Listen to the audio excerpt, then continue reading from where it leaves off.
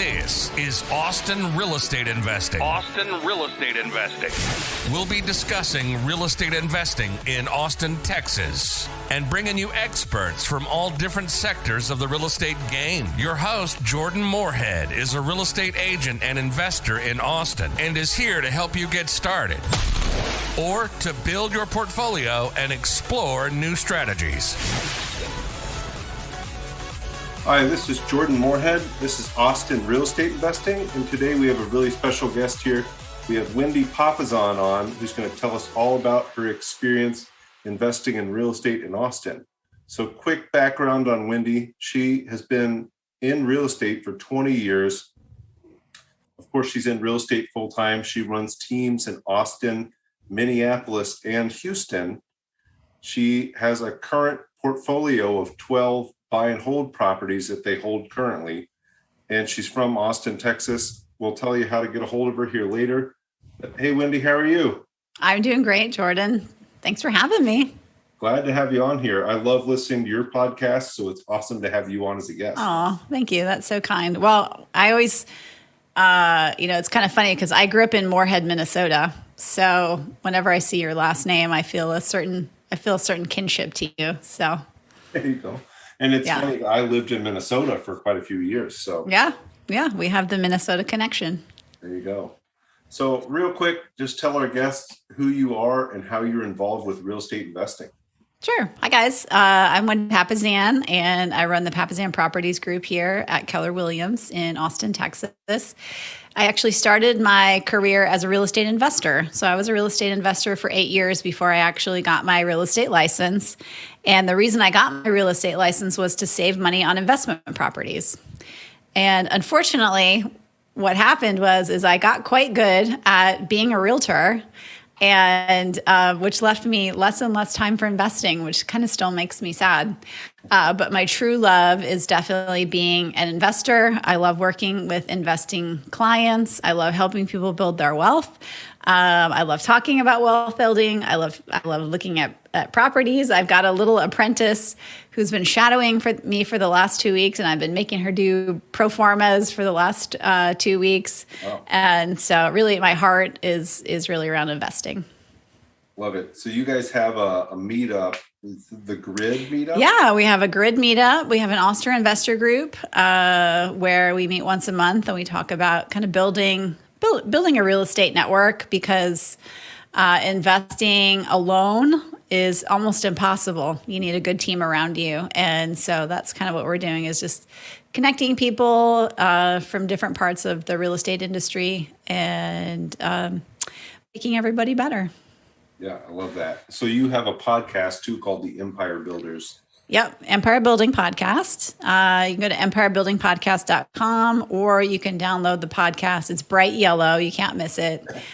On Spotify or Apple or anywhere you listen to your podcast. And it's how to build a big business and even bigger life. And we definitely talk about wealth building on there. We also talk about how to build a big business, but then also how to have a kick butt life. So yeah, I think that's really important. You know, you get so focused on the business and building your investment portfolio, and then you leave your whole life behind. Maybe you hit your goals and wake up one day and say, oh, I've got all the money I've ever wanted, and nobody's there. So yeah. Well, I mean, if you think about it, most of us get into real estate investing because we want freedom. You know, we're looking for some kind of financial freedom. And if you look up and you've got freedom, but you don't have anything else, I mean, then what's the point? Yeah, absolutely. Completely agree. So Wendy, you're not from Austin. How did you make your way to Austin here? And then why did you start investing in Austin here? So I'm originally from Moorhead, Minnesota, which is like the twin city to Fargo, North Dakota. It's like a little kind of farming community in northern Minnesota. It's very cold up there. Everybody who grows up there has what I call a lot of grit. So that's where I got some of my real estate grit. All of my family, all my extended family are farmers, which is also a pretty gritty way to make a living. Mm-hmm. So I went to University of Wisconsin in Madison, which I thought was really far south. It was about 8 hours south. And so I definitely I don't like the cold. So that was a good move for me. And then when I graduated, I loved the idea of freedom. So I took a backpacking trip around the world for about 18 months. And I traveled around the world for myself and ended up landing in New York and then hitchhiking back across Canada. And I lived in Fargo for a summer, and Fargo felt pretty small. So I had some friends who were living in New York City, and I moved to New York City and lived in New York City for about 4 years. I met my husband there. I like to say he's 1 in 11 million. And he and I decided that we were going to quit our jobs, take a long honeymoon. So again, we kind of put our backpacks on and traveled around the world for a few months. And then along the way, I had visited Austin a lot, and every time I had come to Austin, I felt a real attraction and kinship to the people and the weather and just everything, the entrepreneurial spirit. Mm-hmm. And so I said to my husband, Jay, I said, well, what do you think about moving to Austin? And he had never been here.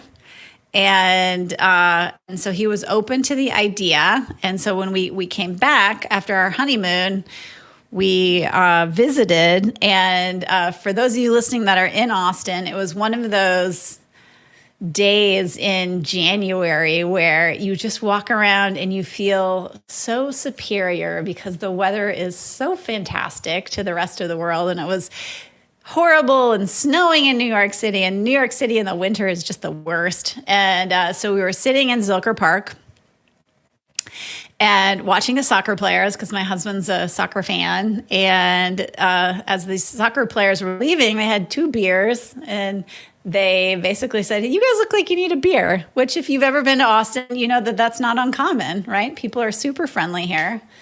And so my husband was sold, and we didn't know a single person. We didn't have jobs here. We just picked up and moved into the Zilker neighborhood, into an apartment. And Jay was a freelancer at first, and then he got into working with Keller Williams. And as soon as he got into the Keller Williams ecosystem, we knew we needed to buy a house. So we bought our first house, and then 3 years later, I got pregnant, and our first house was our first investment property. And the rest is history. That's awesome. I love, the whole living in a house, making it a rental when you move out. Or house hacking, making it a rental when you move out. I think that's such an easy, cheap, low down payment way to do it. That's what I'm doing now right here in East Austin. I've been doing it since 2016. Yeah, it's so smart. So our first investment property, it was a little two bedroom, 1 bath, a little stucco house in the Zilker neighborhood. And at the time, Zilker neighborhood was South Austin. Now it's Central Austin. I mean, and at one point it was South Central.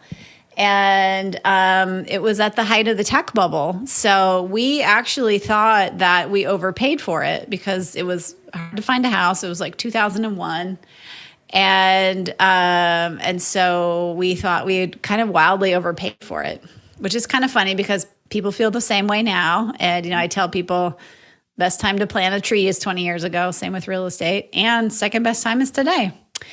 And so we bought this little it was like a salmon colored stucco house. And I can remember when we got our first tenants in there, they pulled up in their BMW and they made more than we did. Mm-hmm. And I just remember being like amazed by that. But like, wow, they have a BMW. They make so much more than we do. And we're the landlords. And so like that little secret I've like kept in my pocket. And so we've had that little house. We bought it for $175. I think we put 3.5% down. So we spent about $6,000 or $7,000 to buy it. The mortgage now, we still have a mortgage on it. It's about $80,000. And I'm sure Jordan, that home prices in that neighborhood have appreciated quite a bit. Yeah. And last I updated my net worth, it's probably worth $750,000. So that $6,500 investment way back when has turned into about $600,000 return. That's a pretty good return. Yeah, and we've had complete strangers pay our debt down all those years. So it sounds like you were a true buy and hold investor. So you're buying stuff and you're holding on to it for forever. Yeah. Well, Warren Buffett says the best time to sell a good asset is never. Yeah. No, I love that. I think there's so many different ways. Obviously, you can churn properties, you can take that money, put it somewhere else, but the old tried and true of buy and hold forever absolutely works, of course, because you have 1,000% return on your initial. Well, yeah, more than that, probably. Yeah. Probably like a 10,000 returns. Somebody needs to do the math. Somebody out there on Facebook, real quick. Yeah, that's hard to do that math. 6,500 into 600,000. Yeah. Yeah, that's a lot. Let's just say that. Yeah. It's been a good investment. Yeah, and it's a solid little house. And of course, we've updated it and spent money on it over the years. And yet it's just been a fantastic little investment for us. And it's never been a tremendous cash flow. Even now, that's the crazy part, is it doesn't really cash flow very well. And yet it doesn't matter to us. We actually don't need the cash flow. Both my husband and I are employed, and that's not why we're buy and hold investors. At some point, when it's paid off, and we do have quite a few of our properties that are paid off now, because we're working towards that financial freedom. Actually, we're there. We're financially free. Yeah. So yeah, it's been a great property for us. I love that. So you bought a 2-bed, 1-bath. You thought you overpaid for it. You moved to the next one. Yeah. What did you do after that? Yeah. Well, we moved to our second house, and our second house is also a rental property for us. It's in Barton Hills. So we bought that for we bought it as an estate sale in 2004, and the market back then actually had slowed down quite a bit. And it was an estate sale, so we got a really good deal on it, even back then. And we were looking for a good deal. It was vintage 1972, had bright yellow countertops. It was homely. And so we just remodeled it room by room, year by year. Honestly, we didn't go in and gut it. We did put in new flooring. So the price was $245, and we offered $250, knowing we could get $5,000 back in closing costs, and we would spend that on on new floors. And again, we only put 5, maybe 10% down. I don't know. It wasn't a lot. Most people, they sell their first house and then they put 20% down. And this house was more of like a lateral move for us. It was bigger, right? But it was more like a lateral move. And that house has appreciated also. So we bought that for $250. Now it's probably worth over $1 million. And that one has actually cash flowed really well. So our mortgage payment's about $2,100, and I just raised the rent to $4,300. Wow. So that one has and that's a 4-bedroom. So that helps. So word to the wise, don't buy a 2-bedroom, 1-bath. Buy something bigger. Buy a 3-2 or a 4-2. So that was our second house. And then after that is when, after my second child was born, I quit my job. And so that's when we started to get into more actively doing real estate. So we did a flip. We had a flip that that was unsuccessful. Well, it wasn't unsuccessful, but we only made like about $500 on it. And I wish we'd kept it, but it was a learning experience for us. We subdivided a piece of land in Travis Heights. We bought a property that we were going to flip with a partner, and we ended up not being able to flip that because it was in 2006 and the market started to go down. So we couldn't sell it and make money on it. So we kept that one, which was great. It was in 78704, which is an awesome location. Also appreciated a lot. So I'm glad we got to hang on to that one. We bought a duplex in Barton Hills for like $205,000. Wow. And we bought it with a partner. Unfortunately, he wanted to sell. So in 2009, we couldn't refinance it. The mortgage industry was so tight back then that we couldn't refinance it. And so we had to let that one go, which is so sad. I wish I had that duplex in Barton Hills. It was actually my first listing as a realtor. So there was that. It launched my real estate career. Yeah. And so we've done all the things, we've done pretty much everything that you can imagine. And at the end of the day, what has created the most wealth for us, and we own multiple businesses, has been our buy and hold real estate. And thankfully, we live in a market that's appreciated wildly. And even if it hadn't, a huge part of our net worth would still be tied up in these properties. So we just bought, we just made an offer on a property last week, actually. So now we're invested in Kyle. It's my third property in Kyle. And, I probably spend 1 to 2 hours a month on my rental properties. Yeah, I love that. So there are a few things I want to talk about that you talked about. Everybody I talked to that's ever been a flipper or wholesaler or realtor said, man, I should have bought and held more of these properties. I can't tell you how many people have told me that exact thing. But just buying and holding long-term has so many benefits. Like you said, we're in Austin. You buy and hold here for 10 years. It's been crazy. But no matter where you bought and held on to it, it's paying down the mortgage. Have you wanted to be part of GoBundance, the tribe of millionaires, but just haven't hit that millionaire status yet? Well, now you can, not even being a millionaire, by joining our new program, GoBundance Emerge. My name's Jamie Gruber, creator of GoBundance Emerge and member of the GoBundance community. And now you can join. GoBundance.com/emerge. GoBundance.com/emerge. Use code Jordan for $100 off this 12-week goal-setting program and mastermind that'll propel you to being a whole life millionaire. Yeah, paying down complete strangers, pay your debt off. I mean, I tell clients, I'm like, hey, do you want to pay for college 25 cents on the dollar? Yeah. And they're like, what? I'm like, would you like to pay for college 25 cents on the dollar? And they're like, well, sure, I do.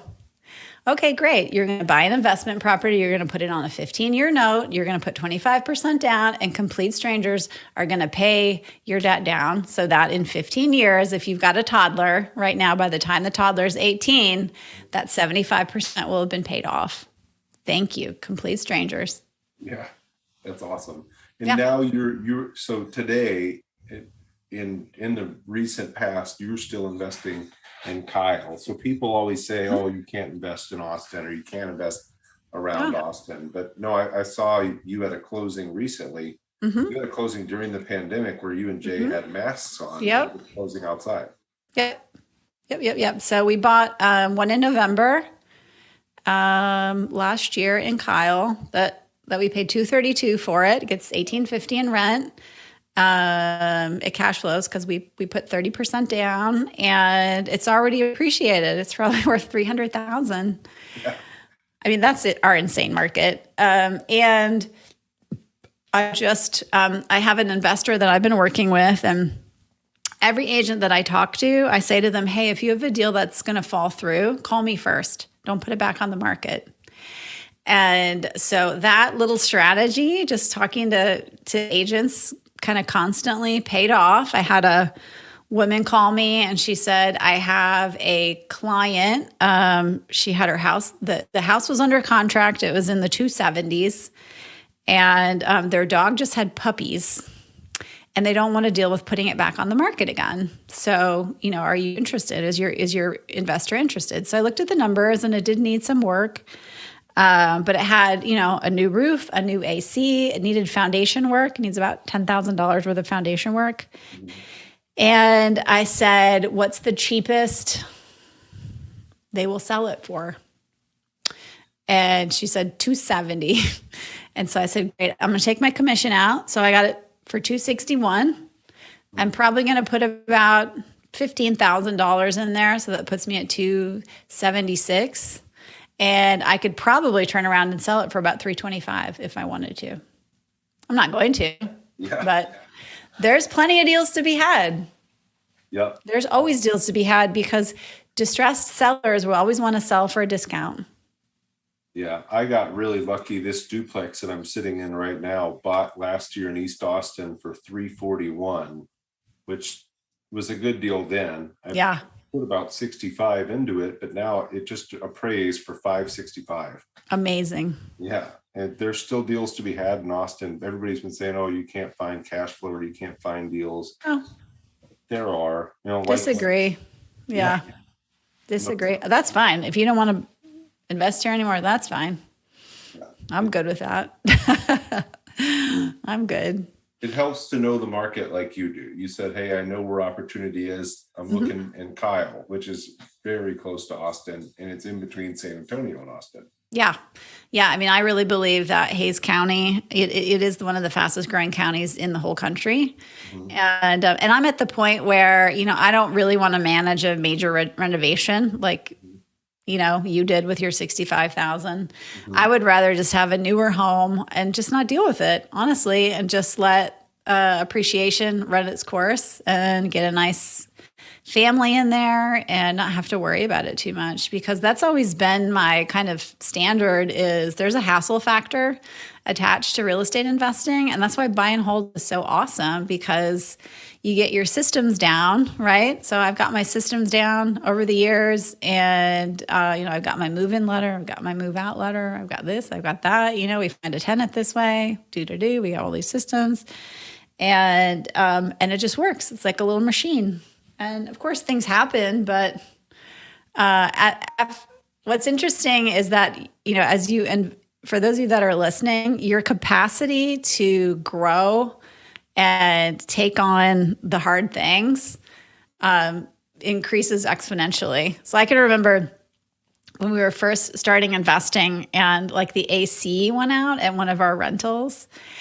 I'm sure we probably spent all weekend talking about it. Like, oh my God, how are we going to pay for it? And what do we do? And this and that. And the tenants don't have AC. Like, it was consumed our weekend.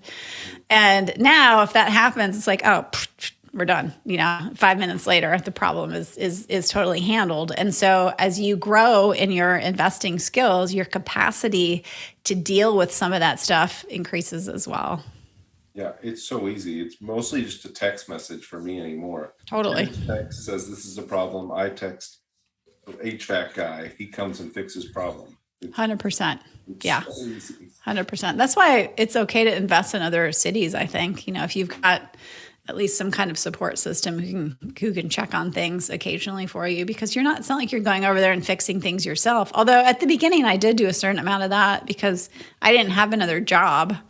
So I didn't learn leverage until I got my real estate business. And that's kind of my one regret, is that I didn't leverage out a lot of things. Like I would go and I'd do make readies, I'd drag my kids, and we would literally like clean floors in a rental property to turn it over. And I just didn't know. I just really thought that's, it's kind of like my hardworking farming background. It's like, well, I just better go and clean it myself. I take my kids there, and so that's just what I did.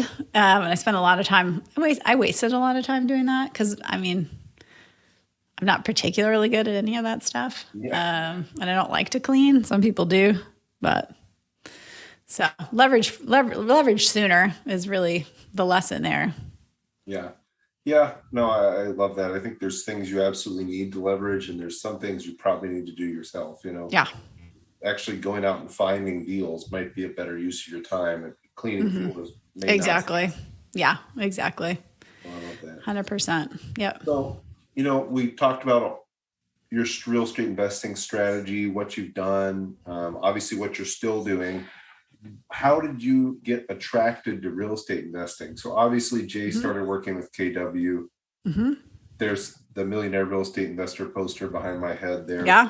Yeah. Well, that's the reason is that, Jay wrote the Millionaire Real Estate Investor.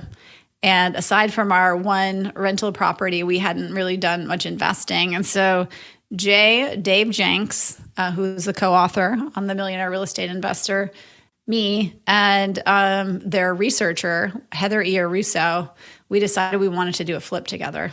And so we had a local realtor, Bob Guest, maybe you know him, he's still practicing, great investor realtor, helped us buy a house off of MLK for $50,000. I know. And then about 10 years later, I showed a property next door that was like $350. I was like, oh, why don't we Keep that one. So that's how we got started. Tons of sweat equity. We ended up hiring a cut rate foundation company who busted the pipes. So that was a very powerful lesson. There was no warranty on the plumbing. And we ended up having to pay for the plumbing, which was basically all of our profit. So I think, we all made like a couple $100. And that, of course, didn't include all the sweat equity we did. I mean, all that stuff. So that kind of was the bug for me because I wasn't working. And so that's really where everything started. And I just started to look for deals. So I didn't know anything. I'm kind of a build the plane as you're flying kind of person and hope it works out. And so one of our first buy and holds was a property I found on Craigslist. So it's in 78745. It's a darling little bungalow. It was built in the 30s. I didn't know anything. It didn't have air conditioning. It just seemed like a great deal. So it was just cute. So I bought it from this couple off of Craigslist. And we bought it and most of the properties we bought with partners because we didn't have any cash, right? So we were able to buy it with a partner. This particular property we bought with some friends in New York who had $25,000 and they couldn't afford to buy anything in New York. And so we bought this little property on St. Elmo, didn't have air conditioning. One of the bedrooms didn't even have a closet in it. Like sometimes I'm just like, Wendy, what were you thinking? But I wasn't in real estate, so I didn't know, I didn't know it was a dumb idea to buy a property like that. But the nice thing about buying and holding is that, 15 years makes any real estate decision look amazing. Mm-hmm. That's the truth. And so now what we're doing with a lot of our properties is we're saying like, what's the highest and best use of this property and how can we maximize it? Because, for a lot of our properties that are central, it's the dirt. That's the thing that's the most valuable. And so this one, we're going to be starting construction actually in a couple weeks on we're going to turn it into our real estate office. So we're going to turn it into a commercial building. And we're adding on, right? And then we've got several other properties that we'd like to add an ADU to, an accessory dwelling unit, because we have several that qualify. And so in order to do that, I'm starting a little general contracting company to make that happen. Awesome. And then you'll be able to do that for other people after you've done it for yourself. Yeah, exactly, because it's very much in demand. Yeah. No, I worked with a developer who lifted a house over a house he was flipping in 78723. So now they have a house in the backyard that they condoed off and sold, and then they have a too. Yep, it's smart. Yeah, I mean, it's really the land that's worth everything now. So, yep. And, one of the best decisions we ever made was moving into our third house in Barton Hills. So I knew we wanted to kind of move up. And there's a lot of unique lots in Barton Hills. And so I knew I wanted to purchase a unique lot, maybe with a view or, I definitely wanted a pool. And so I spent about 2 years looking for what I would consider a unique lot that was a good deal. And so we ended up buying this property off market. It's on a huge lot in Barton Hills, almost a half an acre. Wow. And it was kind of like, it was actually what I would consider the ugliest house in Barton Hills. And this woman had owned it since 1986, and it was kind of like lipstick on a pig. It had been remodeled, but I mean, there were just so many weird things about this house. So we got it for a pretty good deal. And then I knew we wanted to remodel it and take advantage of the amazing lot, because it was really closed off. And so we didn't remodel right away. We just lived in it. There was foundation issues. There was a big crack running across our living room for many years. And then finally, when we had the cash, pay luxury with cash is what Gary Keller tells us. Yeah. We decided to remodel it. So we moved out. I got a horrible contractor. I ended up firing him. I ended up becoming the GC for the last bit of it. And anyway, it's our dream home. And so that's another example of kind of, highest and best use for the land, right? And I think that's kind of where we're at right now. We're going to definitely acquire some more properties, but we're also going to upgrade the ones that we have. And I think sometimes I see people just kind of letting their rental properties fall into ruin almost, and letting the rents go down. And I personally think that's a mistake, So it's like we try to keep our properties upgraded and raise the rents and all that stuff.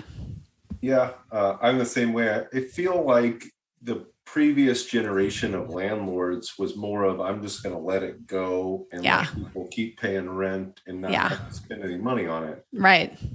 Everybody I know now is constantly doing repairs and fixing them up and raising the rent. So completely agree. I think that's the way to go. And if you need to sell it, you're in a much better spot. Exactly. Well, that's the thing for me is like, I never want to be in a position where, because, we very well might roll into, when I started in real estate in 2009, it was the fourth quarter of 2009, which arguably was like the worst time to get into real estate in Austin. And, properties were sitting 3, 4, 5 months and not selling. There's lots of properties that didn't sell. Buyers would go out and we'd look at 12 to 15 homes in a day, and then they would choose between the 12 to 15 and they would maybe make an offer on 3 to 4. So we can't really have this idea that our properties are just going to sell no matter what. And so I have that mentality, and I'm like you, I like to keep them fixed up. So if I did need to liquidate them, I could do it fairly quickly. Yeah, no matter what market. No matter what. Yeah, I could sell it. Yeah. So Wendy, you've done a bunch of deals and you've been in Austin for a while. What's something you tell people so they don't walk into a bad deal, or advice you give to people on how to avoid a bad deal here in Austin? Well, just in general, it could just be in general. Just in general. Yeah. I mean, I would just say know your investing criteria. That's, first of all, I think people get overwhelmed by, everybody wants quote unquote a good deal, but they don't really know what their investing criteria is. Mm-hmm. And so figuring out what your criteria is, whether it's multifamily or single family or whatever it looks like. And then I like to look for properties that need a little TLC, honestly, because that's how you get the best deal. And right now in Austin, the properties that are getting 60 to 90 offers on them are the ones that are completely adorable. And if you can solve a problem, that's how you make money, right? So that is literally how you make money, is you solve a problem. So if you can go in and there's for instance, our house, before we remodeled it, you walked right in the front door and there was this AC closet. It was like literally right when you walked in. And then in our kitchen, there's these 2 giant columns right in the middle of our kitchen. And so we took those out and we put a beam across the top. We removed the AC. So that was, it feels completely different. So if you can solve a problem, do that. And then the other thing that I would say is, just have criteria. Like our criteria is 3-bedroom, 2-bath, brick exterior, right? Because that's a house that everybody would want. You don't have to paint it ever. Yeah. And then a house that, has a newer AC, a newer roof, right? Otherwise you're going to be paying $17,000 or $15,000 out of your pocket right away. And there's no really bad neighborhoods in Austin. Well, there are, but not really. So. Not really. That's a question, of course, I get as a realtor all the time. And I know you get that question of, hey, where are the bad areas to avoid in Austin? There's not really. There's not. There's No. What are probably lower end areas, but there's nowhere bad or dangerous. I live in East Austin. I live in arguably what some people would consider a bad area. And I never feel unsafe ever. Yeah. Well, it's probably because you're there. That's why it's bad. Yeah, it's because I'm exactly. Yeah, because I moved in, then the neighborhood just went downhill from there. But there's really not any dangerous.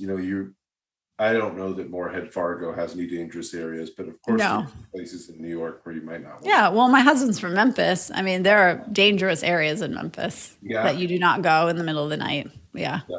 No, absolutely. I was Yeah. actually just in Memphis, and it's still that way. Yeah. So, we talked about having your criteria, which I think is really important. Everybody says, well, I want to get into real estate. Well, what do you want to do? And also having some value add or some way you can force equity in a property is a big deal. Yep. It's one thing newer investors should know if let's say they just got out of college and they say, oh, I want to get into real estate investing. What do you tell somebody like that? Hey guys, this is Jordan Moorhead here, and I wanted to ask if you could do a huge favor for me. If you could go leave a review for this podcast wherever you're listening to it, that would really help me get this into the hands of other people that are interested in information about Austin real estate investing, and I'd be able to help more people. Thanks, guys. Yeah, well, it's kind of what you were talking about at the beginning, which is do a house hack.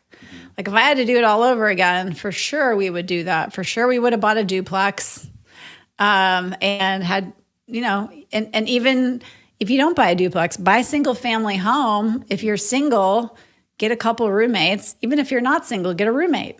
Yeah. 50% of a typical American's budget is spent on their housing and their commute, right? And if you can roll out of college and keep your expenses at college level, like you're still eating ramen and you've got roomies, if you could do that for 5 years, even 5 years, right? Until you're in your late 20s. If you can do that for 5 years and basically pay no living expenses, somebody else is paying your mortgage, you could probably buy 2 or 3 other properties during that time. And that's going to be enough, right, to literally set yourself up for life. Mm-hmm. Even having one investment property at the end of your life significantly changes your quality of life. Or you could sell it and put a kid in college or put yourself in a nice nursing home at a certain point. So that would be my advice is just go ahead and do that. Suck it up, just suck it up, save the money. I mean, I had an agent on my team who she really wanted to buy her first house. And so she said, but I just can't figure out how I'm going to do it. I just don't know how I'm going to do it. And so I said, well, let's look at your expenses. And because a lot of people think the way you get rich is you make more money. And the reality is the way you get rich is you mitigate your expenses. Mm-hmm. And so what I said to her is I said, okay, let's look at where you're living. She was living in a furnished apartment in downtown Austin. She was paying $1,700 a month in rent alone. And so I said to her, what, can we change your housing situation? Well, I don't want to. Well, of course you love it. You are living downtown Austin in a fantastic furnished apartment. Yeah, of course. But what do you want more? Do you want this living situation for a year or do you want to buy a house? And so she sucked it up and she got she moved out of downtown Austin. She moved into a house with 2 other women and she went from paying $1,700 a month in rent to $600 a month in rent. Mm-hmm. And so by that alone, she was able to save $1,100 a month. And in 1 year, she was able to save up enough money for a down payment on her first home. Yeah. And you can do that whatever stage of life you're in. I've seen people who are in a fantastic home, in a fantastic neighborhood, sell their house, move into an apartment, drastically reduce their expenses, right? And then get back on their feet financially. And if you can do that when you graduate from college, right, where you're not even having to take a step backwards, you're already living on ramen, it's actually huge. If you can do that for 10 years, which is really what Jay and I did, we didn't start investing until we were 30. So for about 10 years, we felt poor, right? We had a lot of net worth, but we felt poor. And then all of a sudden you look up, right? And, you've got an 8-figure net worth. Mm-hmm. You're like, what? And that can happen in about, 10 to 15 years. And if you start earlier, you can literally retire at age 35. Yeah. And I really like what you talked about. So let's take your, what was it, second property, for example. If you had just bought that one and you had held it for 30 years, it was worth $1 million paid off. You have $1 million. All you have to do is buy one. Yeah. But you guys kept going over and over and keeping your lifestyle level. Yep. I think that's really the key. And I love the podcast your husband and Gary have, where a lot of what they talk about is, frugality and how to invest smartly and over a long term. Or maybe that was the most recent season. I'm sorry. That's not all they talk about. So I think that's the sixth season of Think Like a CEO. Yeah, exactly. Yeah. Listen to that. Yeah. But keep your expenses low.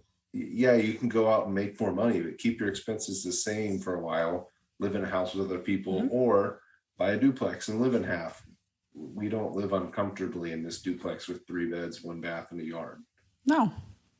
So yeah, you're not on top of each other. Yeah. So I think it's just super smart, and then you can basically have, you can basically achieve financial freedom. Yeah. And then you get to have choices. Right? Money doesn't buy us happiness. Money buys us more and better choices. And so that's what I'm looking for. Jay and I have always set ourselves up so that going to work is a choice. And he's been blessed to be at Keller Williams for over 20 years. And it's a choice. Every single day that he's ever worked there, it's been a choice to go there or not. And I see people who 70% of Americans hate their jobs. Wow. They dread Mondays, living for the weekend. Not me. I live my life. I wake up every day. I'm like, this is awesome. I mean, not every day, some days are bad, but most every day is pretty awesome. And that's because I have a lot of choices. I know that whatever I want to do, I can do it, and then you can follow your heart, right? So I have a big real estate business. I don't sell a lot of properties anymore. I get to do the things that I want to do, which is to give back, share my time on podcasts like this, meet with people, have conversations, work on charity stuff. I mean, all of that stuff. And the reason I'm able to do that is because for about 10 years, I was very frugal. And instead of putting money back into my house or buying a BMW, I bought investment properties. Yeah, I love you spoke. It's something I was at one time where you talked about another realtor you're meeting with had a nice car, and he took you out and said, well, how do I hire people to help? Yeah. Oh, it's an agent in our office, actually. Yeah. Yeah, it's an agent. It's agent on our hallway. I'm not going to say who, but yeah, we actually he's like, Wendy, you've really mastered, because that's the other thing too, is that if you live below your means, you can buy your time back through other people. And what most realtors do is they raise their living standards of living to their income level. So then they're trapped, right? They can't take some of that money and buy their time back through other people. And so I was approached by he's a good friend of mine. And he said, Wendy, I want to take you out for lunch because, you do such a good job of leveraging, and I need to leverage myself. And I said, okay, great. You're buying. And so we got into his Audi A7, which is a sweet ride. It is nice. Brand new Audi A7, beautiful car. And I was like, wow, I love your car. It's awesome. Is this new? Yeah, brand new. And then we got launched into this discussion, and he was like, well, leverage is so expensive, and it's so expensive to buy an operations person, and an EA is really expensive. And I turned to him and I said, we're sitting in your EA right now. We are literally sitting inside your EA. But the Audi doesn't make you money, and the EA might. So. No, the Audi actually is a depreciating asset. That the second you drive it off the lot, it's worth 10% less.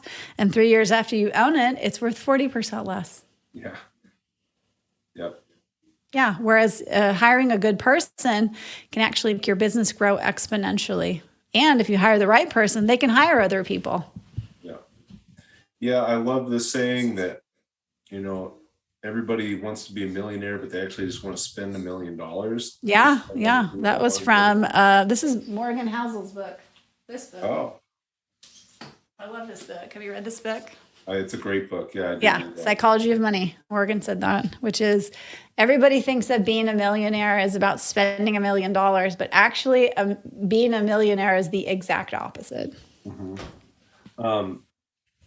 Actually, from that book, one of my favorite little snippets was in 1950, I want to say the average house was 3 beds, 1 bath, and 1,100 square feet.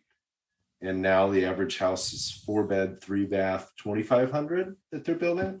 Yeah, it's crazy. People wonder why we can't afford everyday living anymore. It's not that things have gotten so expensive, it's that our lifestyle's gotten so extravagant. Exactly. Yeah, we've got 4 TVs, right? And designer clothing and all of the things. Yeah, all of the things. Yeah, there's a lot of pressure to consume, right? We do live in a consumer economy, and there's a lot of justification. Like I'm propping up the economy by spending money, which is ridiculous. Yeah. But I think about the car industry, I don't even know, it's a multi-billion-dollar industry that is pressuring you at every turn to have a better lifestyle, happier, sexier, whatever, if you just buy this car.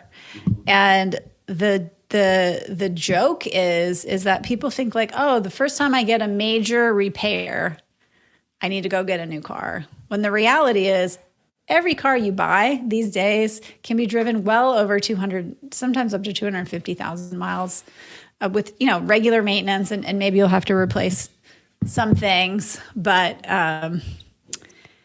the industry has done a very good job of pressuring us, you know. And I drove for many, many years as a real estate agent, a little Volkswagen sport wagon, which I loved. And I basically drove it till I couldn't drive it anymore.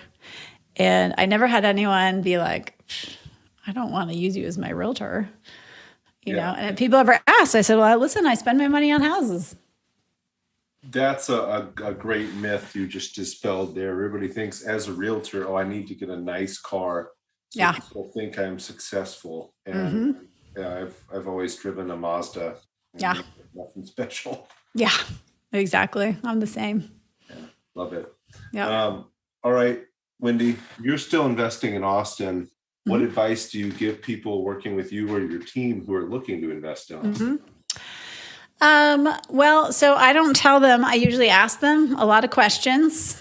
And as an investor agent, I feel like that's our obligation, is to understand what their investing needs are. And so we have an investor questionnaire that we just run through. We ask them, hey, what's important to you?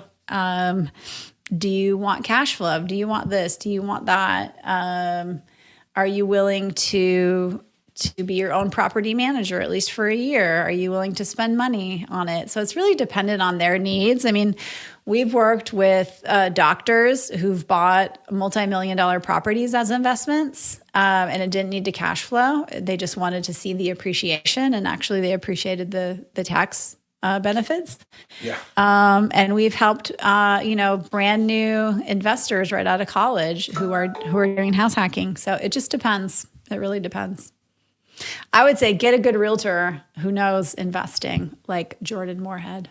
Thank you. Absolutely. Appreciate that. Love what your team does too. So there's tons of good realtors that actually are investors and know investing. I think my biggest piece of advice, no matter where you are, is find a realtor who is also an investor. Yeah. And knows it because they've done it themselves. 100%. Love that stuff. So we just talked about a business book that I love, The Psychology of Money. What is your favorite or most recommended business book that you like to tell people to read? Well, that's a gimme. I mean, hello. Highly recommend this one. Awesome. It's called The One Thing. Yeah, we've been living this book for many years. My husband wrote it with Gary Keller as the co-author. And it's really about everything we've talked about today, which is leverage, right? Figuring out the 20%, which is literally what investing is about, which makes real estate investing so amazing, is you can Pay for college 20 cents on the dollar, right? Let's talk about utilizing your 20%. And it also helps you figure out what your 20% is. So my 20%, which is the things that are most important and I need to focus my time on, is not going to be the same as yours or any of you that are listening.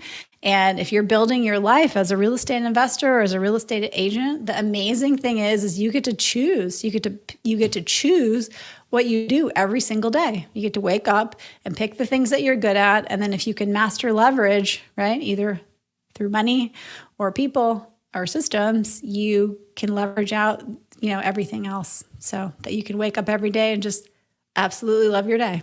Yeah. Love that. Love the one thing. Recommend people read it and then reread it a few times to really understand it. Everybody needs to buy it for all of their clients. Exactly. Yeah. A couple other good books. Of course, The Millionaire Real Estate Investor is an amazing book if you're a real estate investor and interested in investing. But one thing, no matter what business you're in, no matter what you do, it's an amazing book to read. Yeah. And if you're looking for a wealth building primer, I love Set for Life by Scott Trench. I don't know if you've read that one. Oh, yeah. If you're just getting started, and especially if you're younger, it's written for younger people. He talks about everything we talked about today. He talks about buying your time back, financial freedom, house hacking, all of those things. And it's just written in a really clear, easy to read, kind of prose that I love, and I recommend it all the time. So, yeah, that's an awesome book. And I don't want to get back into it too much, but I think that he talks about one of the biggest pieces there, which is budgeting and saving. If you can, you're not going to invest in real estate very well unless you can control your money. Exactly. Set for Life teaches you that. Yep. Wendy, how can people best get a hold of you and your team? Well, I'm probably most easily reached on Instagram at Wendy Papasan. I have a weird last name, so it's pretty easy to find me, Papasan. There's only one me as far as I know out there. And Instagram is probably the best way. Or, you can send a message through our website too, but I respond to all direct messages on Instagram. Absolutely. And last question, most important question here. I already know the answer to this, but I'm going to let you tell our listeners, what is your favorite restaurant in Austin? Well, for sure it's the Odd Duck or anything that serves tacos. Love it. Yeah. Awesome. Thank you so much, Wendy. I really appreciate you being on here. Again, if anybody wants to get a hold of Wendy, the best ways are Instagram and then papasanproperties.com. Yep. All right. Thank you so much for coming. Thank you so much. Keep being awesome. Great I love what you're doing. Thank you. See you later.